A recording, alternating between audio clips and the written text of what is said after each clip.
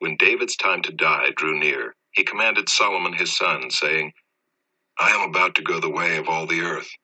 Be strong and show yourself a man, and keep the charge of the Lord your God, walking in his ways and keeping his statutes, his commandments, his rules, and his testimonies, as it is written in the law of Moses, that you may prosper in all that you do and wherever you turn, that the Lord may establish his word that he spoke concerning me, saying, if your sons pay close attention to their way, to walk before me in faithfulness with all their heart and with all their soul, you shall not lack a man on the throne of Israel.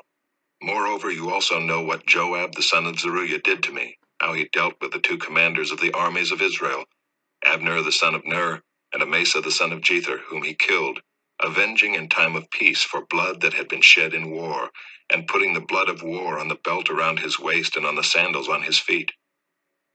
Act therefore according to your wisdom, but do not let his gray head go down to Sheol in peace. But deal loyally with the sons of Barzillai the Gileadite, and let them be among those who eat at your table. For with such loyalty they met me when I fled from Absalom your brother. And there is also with you Shimei the son of Gera the Benjaminite from Bahurim, who cursed me with a grievous curse on the day when I went to Mahanaim. But when he came down to meet me at the Jordan, I swore to him by the Lord, saying, I will not put you to death with the sword. Now therefore do not hold him guiltless, for you are a wise man. You will know what you ought to do to him, and you shall bring his gray head down with blood to Sheol. Then David slept with his fathers and was buried in the city of David. And the time that David reigned over Israel was 40 years. He reigned 7 years in Hebron and 33 years in Jerusalem.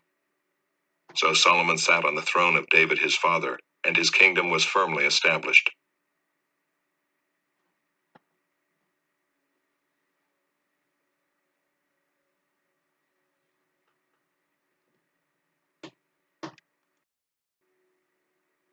Now before the feast of the Passover, when Jesus knew that his hour had come to depart out of this world to the Father, having loved his own who were in the world, he loved them to the end.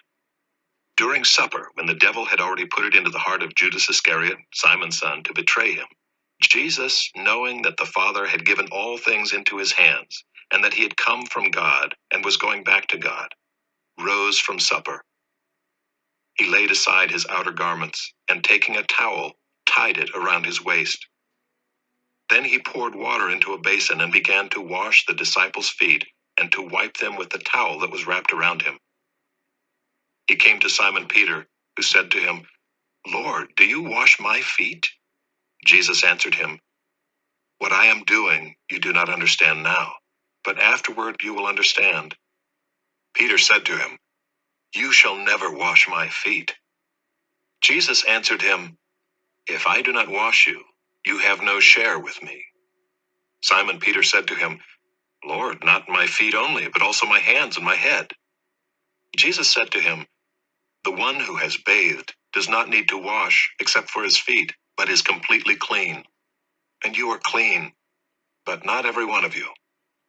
For he knew who was to betray him. That was why he said, Not all of you are clean. When he had washed their feet and put on his outer garments and resumed his place, he said to them, Do you understand what I have done to you?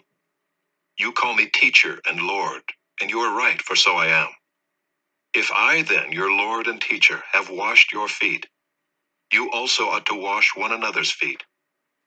For I have given you an example that you also should do just as I have done to you. Truly, truly, I say to you, a servant is not greater than his master, nor is a messenger greater than the one who sent him. If you know these things, blessed are you if you do them. I am not speaking of all of you. I know whom I have chosen, but the scripture will be fulfilled. He who ate my bread has lifted his heel against me. I am telling you this now before it takes place, that when it does take place, you may believe that I am he.